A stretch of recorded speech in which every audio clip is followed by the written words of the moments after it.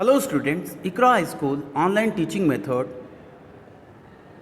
standard first, chapter English, unit first, a happy child. Dear students, I will read aloud this poem, then I will explain to you. Listen carefully. My house is red, a little house, a happy child am I. I laugh and play the whole day long. I hardly ever cry. I have a tree, a green, green tree to shade me from the sun, and under it I often sit when all my play is done. So, dear students, you have some childhood memories. You himself is a child.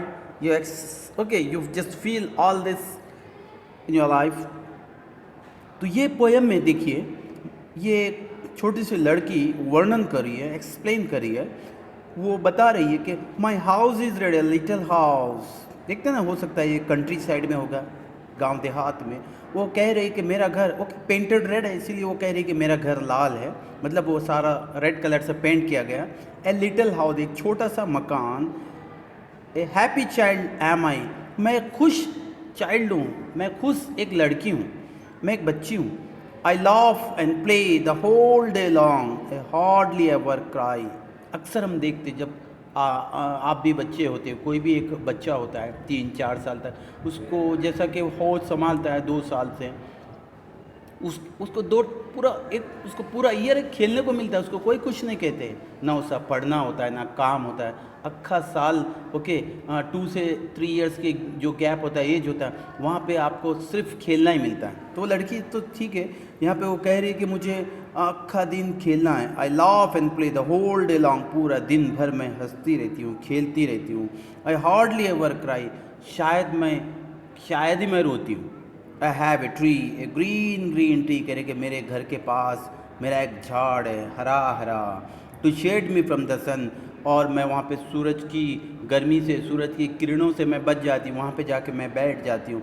And under I often sit when all my play is done, जब मैं जितना भी खेलना, मेरा पूरे खेल ख़त्म हो जाते, जब मैं आराम करने के लिए उसकी छाया में, शेड में आके बैठ जाती हूँ। एक छोटा सा बहुत अच्छा पोएम यहाँ पे एक्सप्लेन किया है।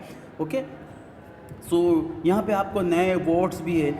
As in the first standard आपको जब इंग्लिश रीड भी करना है, पोएम आपको बाय हार्ट भी करना है, बार बार अच्छे से प्रैक्टिस करना है, तो यह नए वर्ड्स भी है। आप देखो कि क्राई, यहाँ पे रोना, चिल्लाना, डे, रेड, सन, ऐसे नए नए वर्ड्स आपको प्रैक्टिस करना है, तो इसकी आपकी इंग्लिश इम्प्रूव होती है। ठीक है, सो नेक्स्ट यहाँ प्रोज में देखते हैं 3 little pigs. Okay, so once again I will read aloud this prose and I will explain you. First of all, I will read, you carefully listen. Once there were 3 little pigs, Sonu, Monu and Gonu.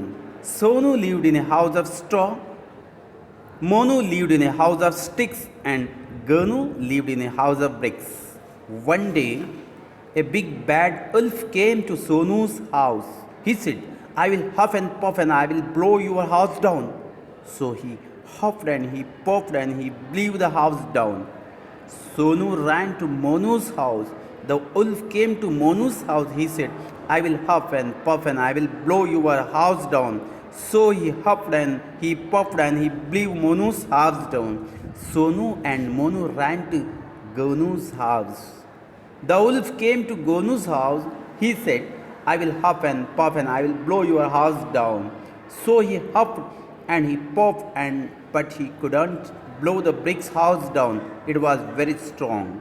The wolf went away and Sonu, Monu and Gonu lived happily together in the red brick's house. So ये मैंने आपको read किया है. So I will explain now. Once there were 3 little pigs, Sonu, Monu and Gonu. Okay, एक समय में 3 छोटे से लिटिल पिग्स थे। वो 3 का नाम था सोनू, मोनू और गोनू। तीनों का नाम है। So Sonu lived in house of straw. अब ये तीनों के मकान का डिस्क्राइब क्या है यहाँ पे। सोनू का घर किस तरह का था? स्ट्रॉ का था। स्ट्रॉ होता है ना, घास भांस जैसी होती, उसका घर था। Monu lived in house of sticks, और मोनू का जो घर था स्टिक से, जो अक्सर हम गाँव में देखते हैं, स्टिक से, बैम्बूज से बना हुआ होता है। And Gonu lived in house of BRICS, और जो गोनू का घर था ब्रिक से बना हुआ, सीमेंट ब्रिक से, पक्का मकान था, ऐसा हम कह सकते हैं। तो one day a big bad wolf came to Sonu's house, एक बदमाश उल्फ जो है वो सोनूस के घर पे आ गया एक दिन। ही सेड, कहने लगा, I will huff and puff and I will blow your house down. वो कहने लगा, क्या कहने लगा सोनू को, ए सोनू मैं तुम्हारा घर तो यूं उड़ा दूंगा, हफ एंड पफ, ओके, फूंक के उड़ा दूंगा, तुम्हारे घर को तोड़ दूंगा। So he huffed and he puffed and he blew the house down, पूरा इस तरह से हंगामा करके तोड़ फोड़ के उसके घर को उड़ा दिया। आप सोनू का, जहाँ सोनू रहता था, आप उसको भागना पड़ा वहाँ से। Sonu ran to Monu's house, तो सोनू कहाँ दौड़ पड़े, सोनूस ने मोनूस के घर पे दौड़ पड़ा। The wolf came to Monu's house, wolf वहाँ पे भी आ गई, सेम वही जुमला, वही सेंटेंस कहने लगा। He said, I will huff and puff and I will blow your house down, मैं अब तुम्हारा फूंक फाक के तुम्हारे घर उड़ा दूंगा।